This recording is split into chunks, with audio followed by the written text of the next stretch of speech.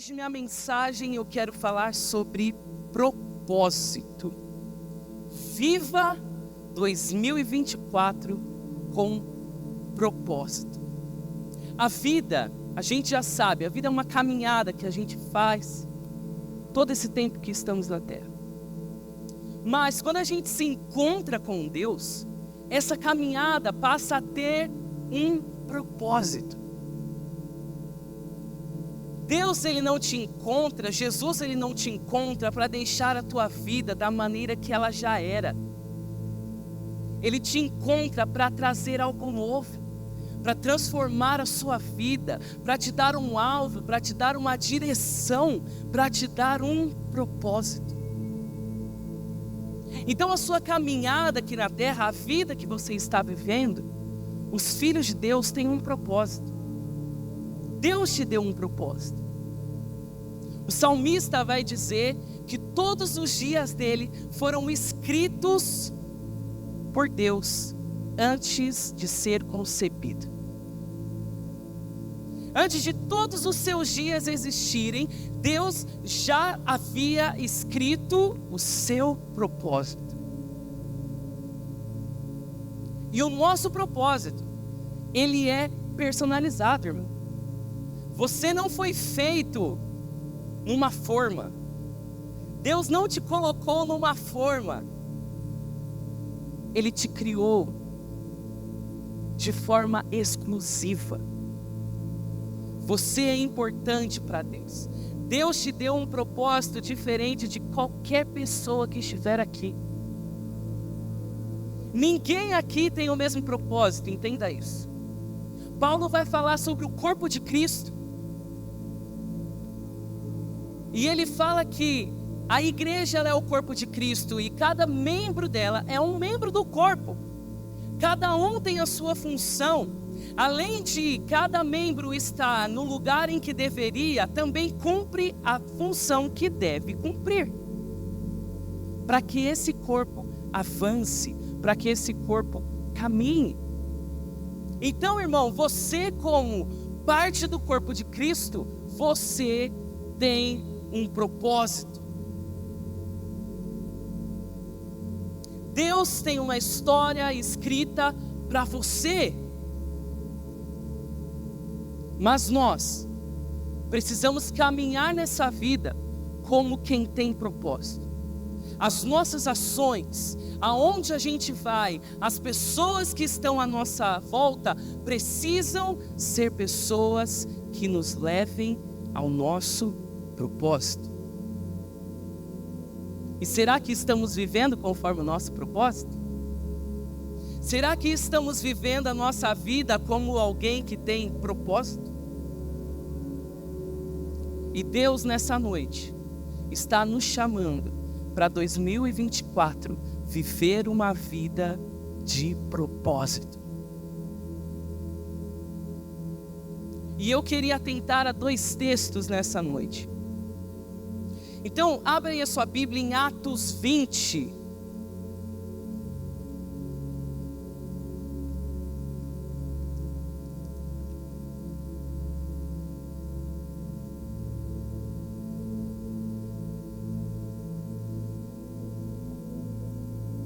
A gente vai ler Atos 20 e depois a gente vai ler Filipenses 3, mas aí Filipenses 3 vocês podem me acompanhar aqui no telão. Todos abriram, amém? Atos 20, Paulo diz o seguinte: todavia, eu não me importo nem considero a minha vida de valor algum para mim mesmo, desde que eu termine a corrida e complete o ministério que o Senhor Jesus me confiou, testemunhar do Evangelho da graça de Deus. Agora aqui no telão, Filipenses 3, a gente vai ler do 7 até o 14. E ele diz assim: contudo, o que para mim era lucro, passei a considerar como perda por causa de Cristo. Mais do que isso, considero tudo como perda comparado com a suprema grandeza do conhecimento de Cristo Jesus, o meu Senhor, por quem perdi todas as coisas. eu as considero como esterco para poder ganhar Cristo e ser encontrado nele, não tendo a minha própria justiça que procede da lei, mas a que vem por meio da fé em Cristo, a justiça que procede de Deus e se baseia na fé. Quero conhecer Cristo, o poder da sua ressurreição e a participação nos seus sofrimentos, tornando-me como ele na sua morte, para que de alguma forma alcançar a ressurreição dentre os mortos. Não que eu já tenha obtido tudo isso, ou tenha sido aperfeiçoado, mas prossigo para alcançá-lo, pois para isso também fui alcançado por Cristo Jesus. Irmãos, não penso que eu mesmo já tenha alcançado, mas uma coisa eu faço: esquecendo-me das coisas que ficaram para trás e avançando para que estão adiante, prossigo para o alvo, a fim de ganhar o prêmio do chamado celestial de Deus em Cristo Jesus. Paulo, ele tinha completa razão de onde ele precisava ir. Qual era o propósito dele? Qual era o chamado dele? Nos dois textos, Paulo vai falar das coisas que ele achava que era importante. E ele vai falar, não, agora tudo que eu achava importante, para mim não vale de nada. Ele vai usar até um termo mais forte, né? Eu considero como esterco. Nada disso vale. Os nossos sonhos, as coisas que a gente quer ter, tudo que a gente acha importante, nada é tão importante comparado ao que Cristo tem para nós. E Paulo, ele conhecia o seu propósito. Ele sabia para onde ele estava indo. Ele sabia que aqui, nessa terra, na caminhada dele, ele não teria descanso. Porque lá no verso 14 de Filipenses 3, ele vai dizer assim, prossigo para o alvo a fim de ganhar o prêmio do chamado celestial. O prêmio está lá na frente, irmão. O propósito está lá na frente. Você ainda não consegue ver, você só sabe que é para lá que você vai. E é em cima disso que caminhamos. Agora você vai falar, mas pastor, eu não sei qual é o meu propósito. Existe algo que arde no seu coração, meu irmão. Com certeza existe algo que arde no seu coração. Trabalhar com alguém, alcançar algo. Para Deus eu estou dizendo, tá? E essa coisa que arde no seu coração, isso muito provavelmente é o seu chamado, é o seu propósito.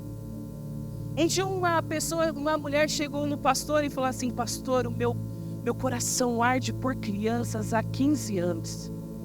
Aí o pastor falou, e você nunca foi atrás disso para dar aula para as crianças? Ela, não, eu tinha medo.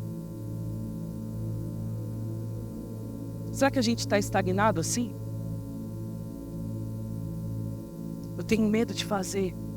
Deus tem queimado no meu coração, mas eu tenho medo de não estar pronto. Eu tenho medo de não dar certo. Irmãos, há muito tempo, eu sei que eu sou novo ainda, tenho 28 anos. Mas desde a minha adolescência, eu sabia do meu chamado, eu sabia do meu propósito. E eu sabia que naquele momento eu não estava preparado para ser um pastor ainda. E o que a gente faz nesse momento? A gente se prepara. Eu estudei a Bíblia. Ainda continuo estudando. Comecei a perceber como lidar com pessoas, como lidar com situações, como cuidar de gente. Ainda tenho que melhorar muita coisa, mas da minha adolescência para cá eu já aprendi muita coisa. Talvez tenha algo ardendo no seu coração e você está falando assim, pastor, mas eu tenho medo de não dar certo, eu tenho medo de não estar preparado. Então se prepare. Essa é a caminhada do propósito. Agora entenda, o propósito ele não está ligado apenas à igreja. não está ligado apenas a cantar no louvor, a pregar, a dar aula para crianças, a servir como os obreiros aqui. Não.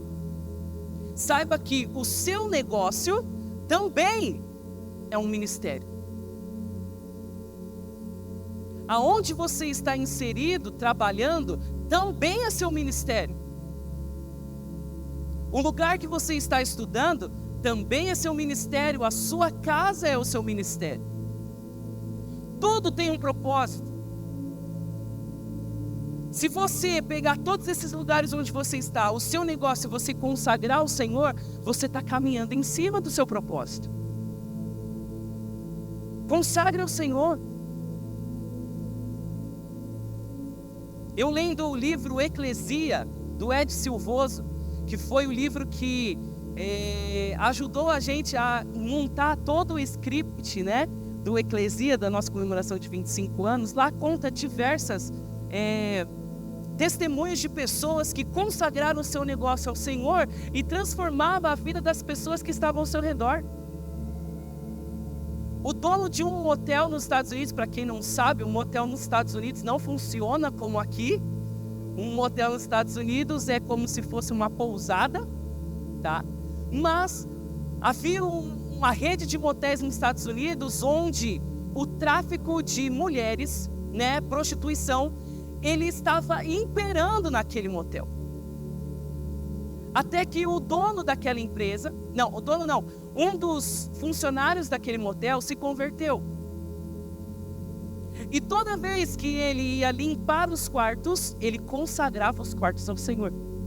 Ele entrava lá dentro e falava: Senhor, eu abençoo esse lugar, que esse lugar venha a ser um lugar apenas para descanso, não para aquilo que é errado.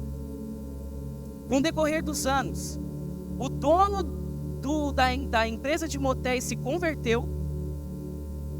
Eles começaram a colocar um disque oração dentro dos quartos. A pessoa que entrasse lá com algum problema, lá tinha: se você precisa de oração, ligue no número tal, a gente vai fazer uma oração por você na hora. A prostituição e toda a corrupção dentro do motel se esgotou após tudo pelo ato daquele funcionário que começou a consagrar o seu trabalho ao Senhor. Então entenda isso. O seu negócio, o seu trabalho também é o seu ministério. Agora, muitas pessoas hoje em dia têm pensado que é função de pastores apontar para onde é o propósito delas. Essa não é a função do pastorado. O único que pode te falar isso é o próprio Deus, porque foi Ele quem te criou. Então a gente está cheio de pessoas dentro da igreja que não se preocupam em ter um tempo de oração em casa e querem colocar a culpa no pastor porque ele não sabe o propósito dele ainda. Como está a nossa vida de oração? Como está a nossa conversa com Deus? Se você não conversa com quem te criou, como você vai saber qual é o seu propósito?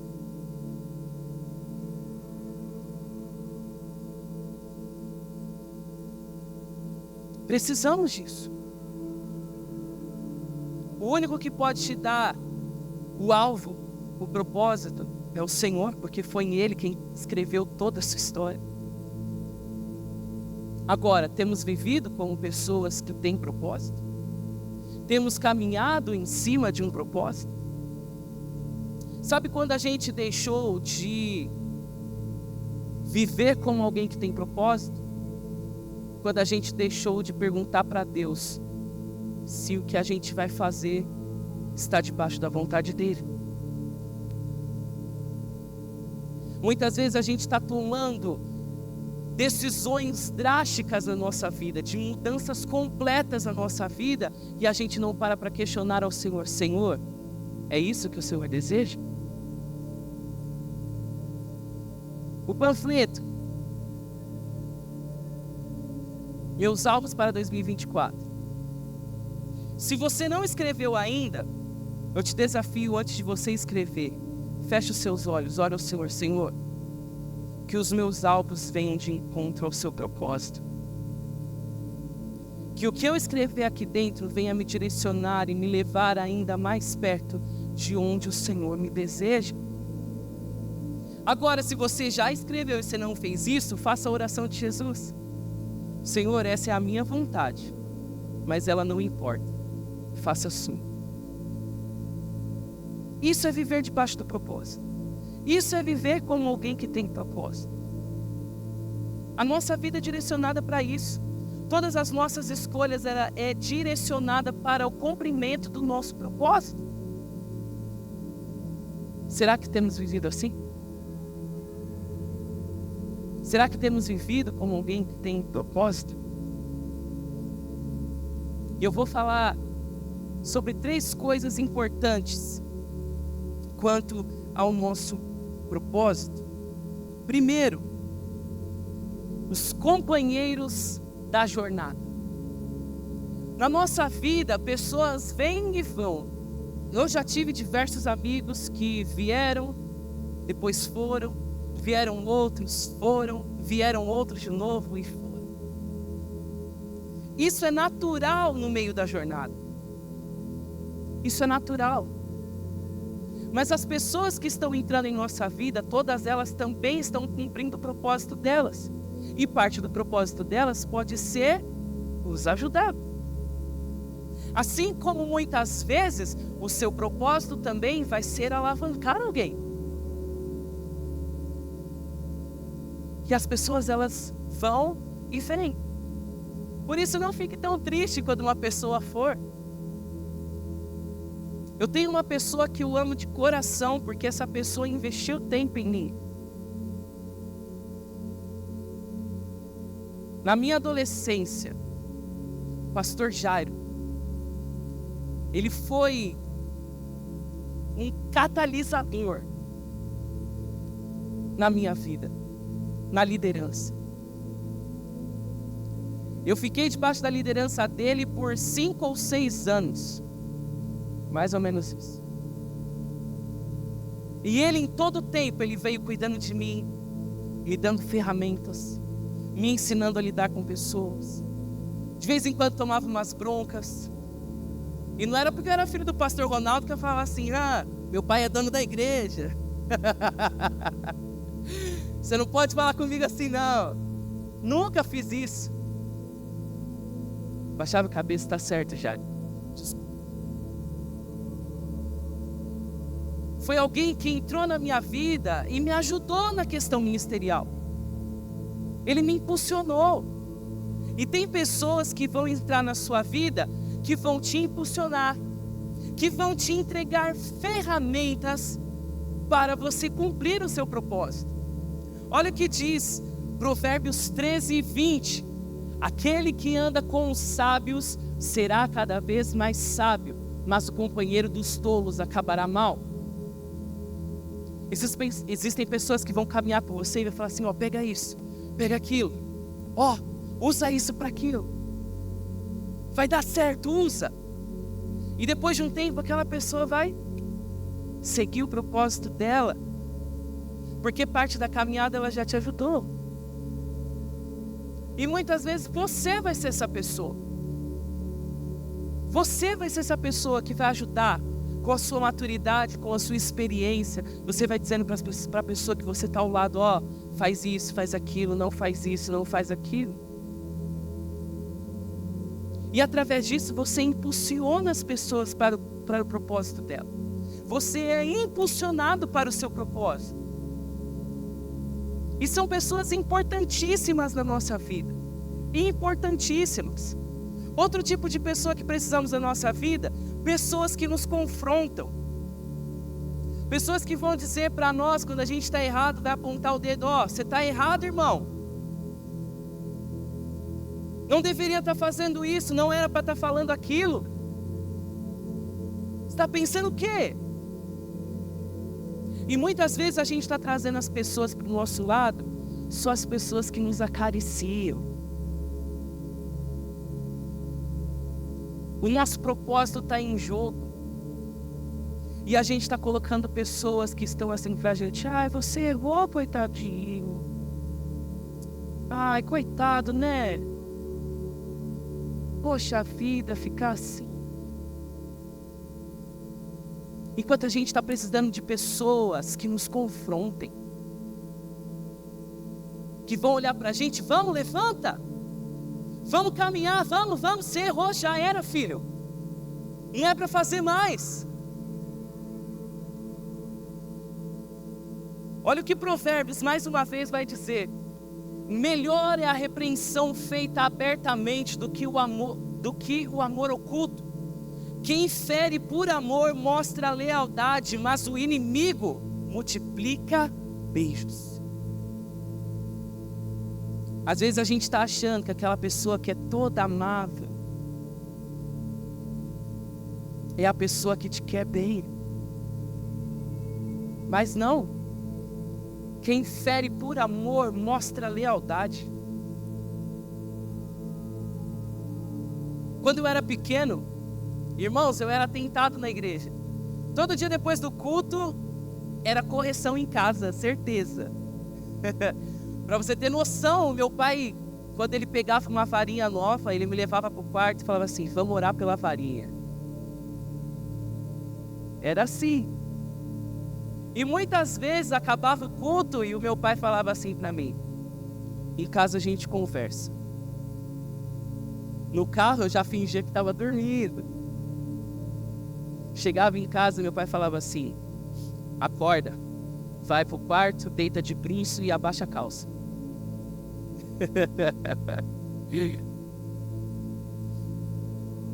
Naquele tempo, eu não entendia.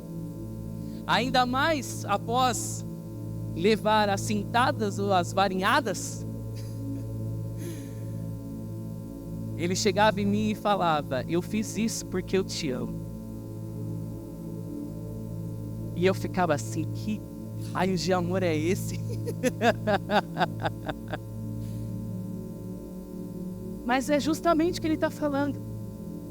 Quem fere por amor mostra lealdade. O profeta Natan feriu Davi quando contou aquelas historinhas da ovelha, do cara que roubou a ovelha do outro. Aí Davi: quem é que eu vou matar? E Natan fala: Davi, esse cara é você. Davi ferido. A alma dele se quebranta naquele momento porque ele sabe que levou com o Senhor. E muitas vezes a gente está vendo as pessoas que estão do nosso lado caindo e a gente não está falando nada. Porque o politicamente correto já tomou conta das nossas vidas e eu não posso tocar na ferida de ninguém. Quem sou eu para julgar alguém? Existem pessoas que falam, né? Só Deus pode julgar e não tem medo disso. E aí a gente está vendo assim, as pessoas que estão à nossa volta estão se atolando no pecado e a gente não fala nada porque a gente não pode julgar, a gente não pode tocar na ferida das pessoas. E às vezes a gente mesmo está se atolando no pecado, porque quando vem um irmão para falar assim: ó, você está fazendo errado, a gente fala assim: só Deus pode me julgar. A gente está esperando aquela pessoa que vai ficar lá com a gente.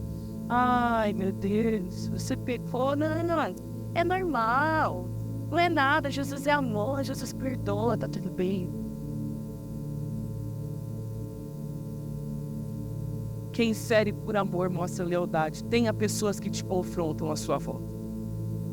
Se você não tiver essas pessoas que te confrontam, o seu propósito pode ser interrompido. Essas pessoas na jornada são cruciais para nós.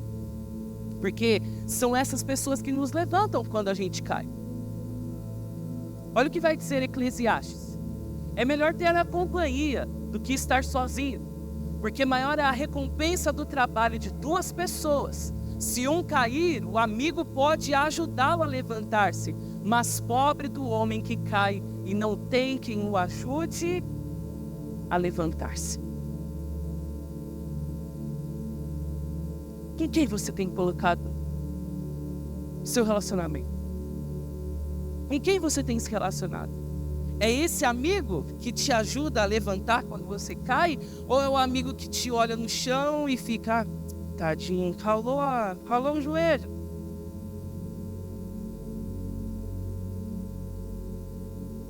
Muitas vezes a gente tem se importado pouco com as pessoas que estão à nossa volta, com quem a gente tem se relacionado. Eu fiz uma pregação aqui um dia. Algumas irmãs chegaram e me falaram assim, você tem que pregar essa palavra de domingo, porque o povo precisa ouvir.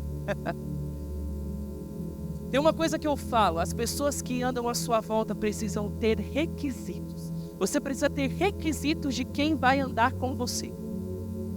Se você não coloca requisitos para quem vai andar com você, o seu propósito está em jogo. Eu sabia aonde eu estaria, o que Deus tinha para mim. Para o meu namoro, para o meu casamento, eu tinha uma grande lista de requisitos. Eu podia achar uma menina até bonita, mas aí eu passava 2 dias conversando, aí eu falava, não dá. Até que apareceu a Gabi. A Gabi tinha todos os requisitos que eu precisava. E é linda. Maravilhosa. Imagina, um pastor com uma esposa extremamente ciumenta. Como esse pastor vai aconselhar alguém? A vida do pastor vira um inferno. Acabou o culto aqui, a irmã vinha conversar comigo, pastor, não sei o que. Chegava em casa, minha mulher já estava assim. Por que aquela mulher está falando com você? Você pegou o número dela? Não é para falar com ela.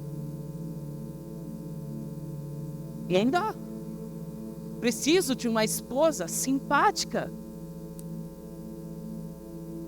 que converse, gosta de conversar. E a Gabi conversa melhor que eu. A Gabi conversa com todo mundo. Você não tem noção. A gente foi viajar, né? Com os pastores lá no Vale da Mantiqueira. E a Gabi falou, eu vou ali pegar um refrigerante para mim. E a demora. Falei, cadê a Gabriela? Quando eu vou olhar, tá batendo um papo com os garçons. Aí a minha mãe falou, nossa, essa daí conversa com todo mundo mesmo. E eu precisava disso. Era um dos requisitos que eu queria ter. Isso me ajudaria no meu propósito. Agora, quando a gente está colocando a nossa carência na frente, quando a gente está colocando os nossos prazeres na frente, a gente não vai ligar para o nosso propósito. É o que Paulo falou. Tudo que eu achava importante, para mim não vale mais de nada. A minha vida não tem valor para mim. Porque ele queria ganhar a Cristo, ele queria conhecer a Cristo, ele queria viver o propósito dele. E a gente está vivendo como alguém que tem propósito? Ou a gente está colocando qualquer um para sentar à mesa com a gente?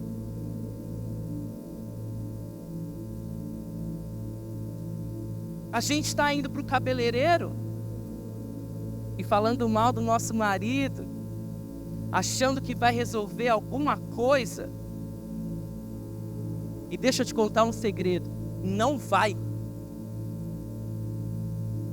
Você, homem, está indo lá reclamar do seu casamento para os seus amigos de futebol que estão na 4ª mulher, no 4º casamento, e você está achando que isso vai ajudar você em alguma coisa?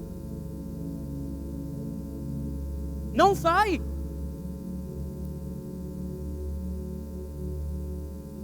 Procure alguém que tem autoridade espiritual para ajudar você no seu casamento. Não vai abrir no seu coração qualquer um. O jovem, adolescente aí, está com algum problema, vai lá chorar nos stories. Eu queria entender primeiro como é que consegue parar, se preparar e botar para gravar. Eu queria entender isso. Aí faz textão nos stories e arregaça a pessoa que você namora. Isso não é a forma certa de se resolver as coisas. Você não está tendo requisitos para quem você abre o seu coração. Porque todos os problemas que você passa, você tem que ter pessoas que vão te ajudar a resolver esse problema para você seguir no seu propósito. Mas a gente está sem requisito nenhum. A gente está aceitando para que qualquer um entre na nossa vida e a gente compartilhe a vida com qualquer pessoa. Viva como alguém que tem propósito. Coloque pessoas à sua volta que vão te ajudar a chegar no seu propósito. Os companheiros da jornada são completamente importantes. Segunda coisa, os obstáculos da estrada. Uma coisa eu te falo, meu irmão, nem Jesus prometeu uma vida tranquila aqui na terra para nós. Se alguém falou para você que você vai aceitar Jesus e seus problemas acabaram, essa pessoa mentiu para você. Sinto muito em te dizer isso, porque Jesus falou ao contrário. Jesus falou: no mundo vocês vão ter aflições, mas tem de bom ânimo, porque eu já venci o mundo. Agora, eu não vou prometer para você que você não vai ter problema nenhum em 2024. Não vou prometer isso, porque pode vir algum problema. Faz parte da caminhada. Agora, o que a gente tem feito com isso?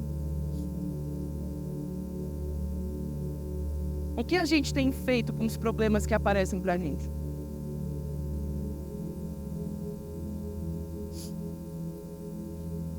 E esses problemas, ele tem um potencial muito grande de nos fazer parar.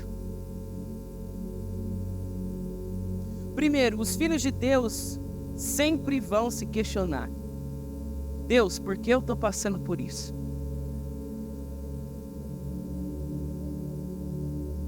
E quando a gente começa a questionar assim, a nossa fé vai sendo colocada em xeque.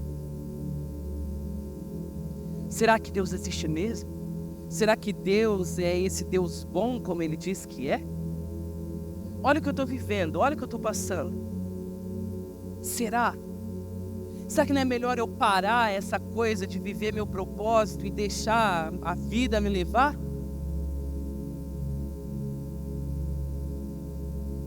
São os nossos pensamentos quando a gente passa por problemas. Agora, o que a gente tem feito com isso? É nesses momentos que a nossa fé é provada. É nesse momento que a nossa fé é levada ao fogo. Assim como aconteceu com Sadraque, Mesaque e Abednego. Eles entraram naquela fornalha com muita fé. Muita fé.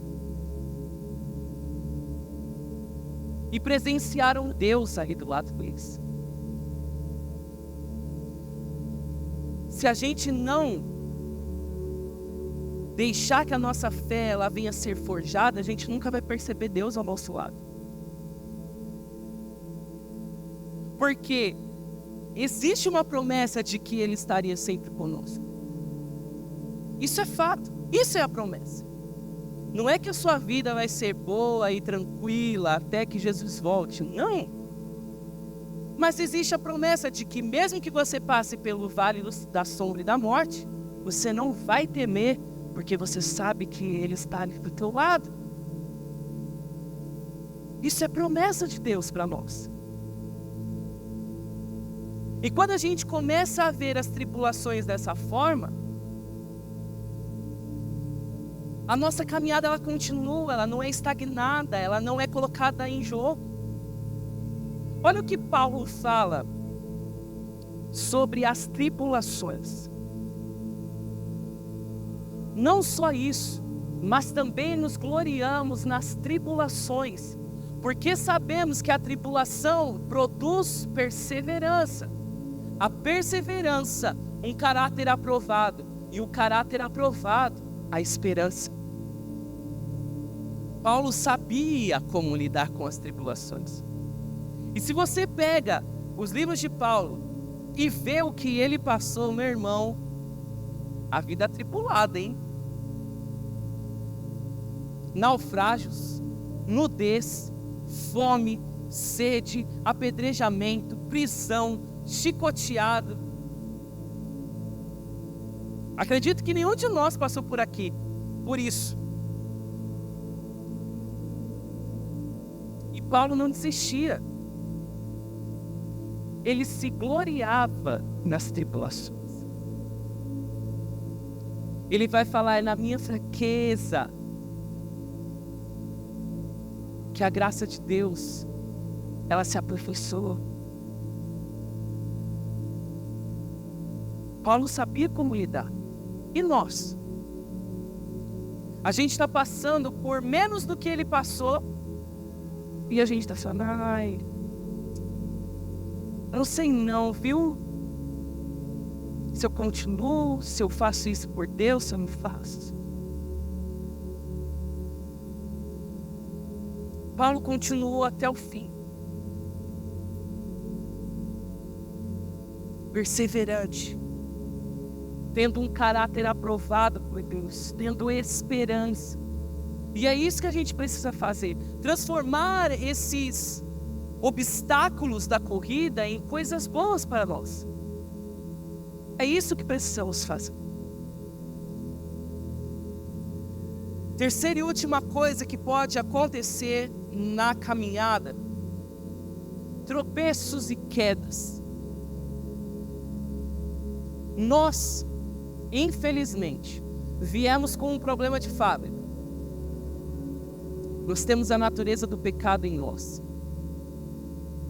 E mesmo depois que a gente se converte, essa natureza continua atuando em nós.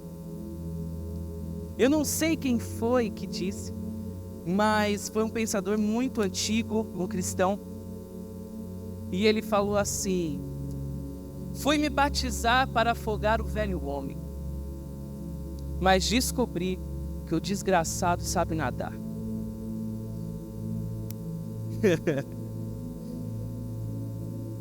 Nós não estamos isentos dessa natureza. Paulo vai dizer, né? O bem que eu quero fazer, eu não faço, mas o mal que eu quero, eu faço. E ele tem e nós temos essa briga de carne e espírito acontecendo dentro de nós. A carne querendo dar lugar a tudo que a gente acha que é bom, que é prazeroso, e o espírito vai assim: não, eu quero mais de Deus, eu quero mais do céu, eu quero mais do meu Criador. E a gente tem essa guerra acontecendo dentro de nós o tempo todo. As tentações vêm. E no meio da corrida, pode acontecer tropeços e quedas. E quando isso acontece, o que estamos fazendo? O que estamos fazendo? Por isso eu falei da importância dos companheiros da jornada. Gálatas vai dizer mais uma vez: irmãos, se alguém for surpreendido em algum pecado, vocês que são espirituais deverão restaurá-lo com mansidão. Cuide-se, porém, cada um para que também não seja tentado. Levem os fardos pesados uns dos outros e assim cumpram a lei de Cristo. Olha a importância do companheiro. Olha a importância dos requisitos das pessoas que andam ao seu lado, das pessoas que você compartilha a vida. Quando você tropeçar, quando você cair, são essas pessoas que vão te ajudar a ser restaurados.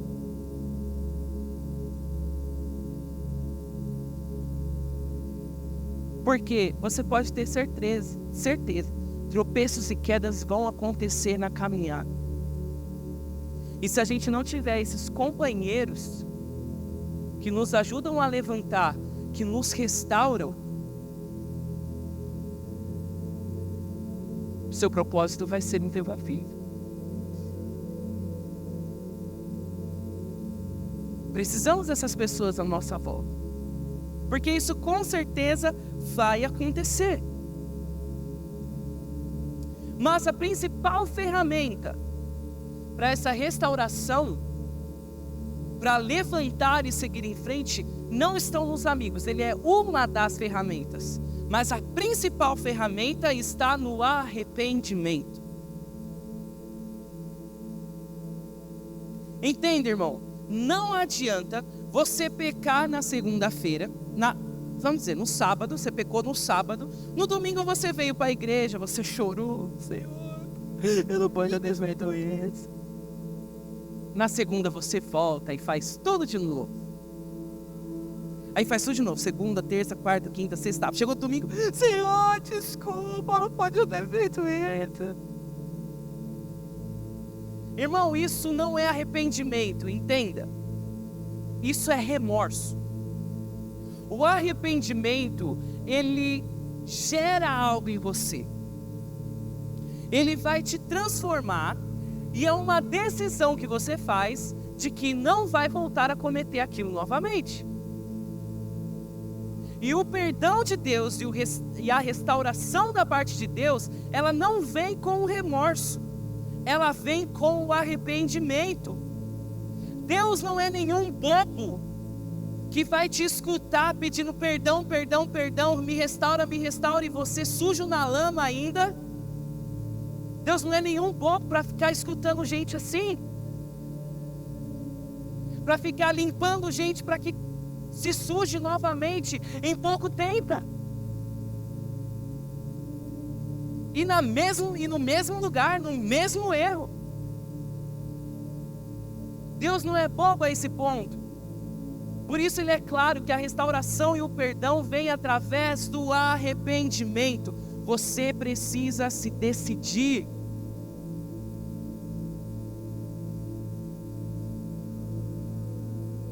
É isso que fala em 1 João. Se afirmamos que estamos sem pecado, enganamos a nós mesmos, e a verdade não está em nós. Se confessarmos os nossos pecados, Ele é fiel e justo para perdoar os nossos pecados e nos purificar de toda injustiça. Confesse. Caiu, se achega ao Senhor. Muitas vezes, a nossa ação é completamente o contrário. Quando a gente peca, a gente quer fugir de Deus, a gente quer fazer como Adão e Eva. A gente quer se esconder. Mas quando a gente peca, a gente precisa agir como Davi. Davi é chamado de homem segundo o coração de Deus, não é porque ele pecou pouco. Ele pecou pra caramba. E feio. Só que sabe qual era a diferença dele? Quando ele pecava, a primeira pessoa que ele corria era para os braços de Deus. Era para os braços do Senhor. E ele pedia para Deus, Deus, me restaura. Restaura o teu primeiro amor em mim, não tire o teu espírito de mim. Só que nós estamos fazendo completamente o contrário. A gente está vendo o nosso pecado apenas como um erro. E isso é um problema. Porque as nossas palavras, elas demonstram o nosso pensamento. Quantas vezes a gente está chamando o pecado de erro? Ah, a pessoa pecou e não, a pessoa errou. Gente, errar é uma coisa, pecar é completamente diferente. Davi vai dizer que o pecado é um insulto ao Senhor. Agora, como a gente está colocando o pecado num nível tão pequeno? De, não é nada. E é aí que acontece as coisas. A gente cai, e aí a gente quer ficar no chão. Porque a gente está cansado de andar. E aí é mais tranquilo, é mais gostoso ficar no chão, caído. Uns vão até pensar, eu já caí mesmo. Mas para frente vou cair de novo, vou ficar aqui.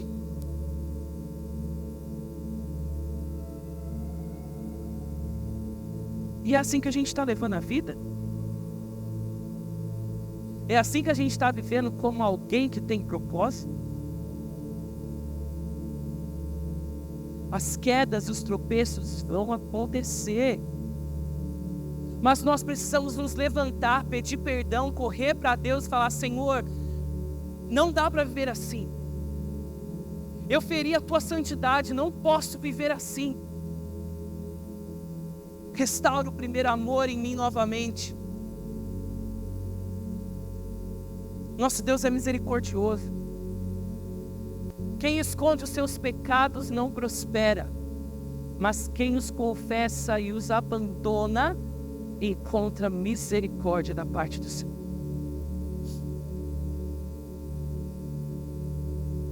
Estamos caminhando como alguém que tem propósito? Como está a nossa vida? Como a gente tem caminhado? A gente está deixando os nossos prazeres e as coisas que a gente acha importante na frente do nosso propósito? Às vezes a gente acha que os nossos sonhos, as nossas vontades, elas são melhores e nos trazem mais alegria do que o que o Senhor preparou para nós. E a gente esquece da palavra que diz: a vontade do Senhor, ela é boa, perfeita e agradável. É muito melhor que a minha, a sua, meu irmão.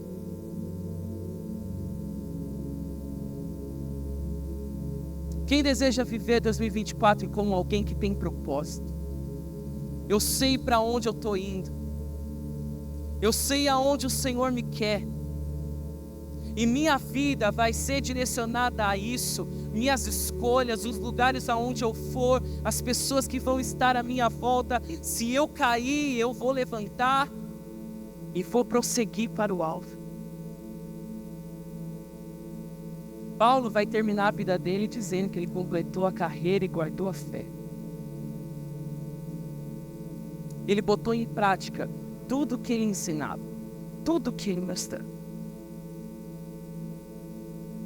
Queria convidar você a ficar de pé nesse momento.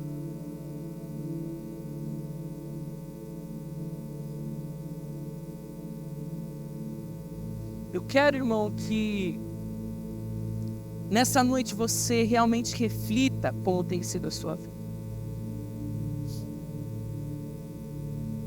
As decisões que você precisa tomar.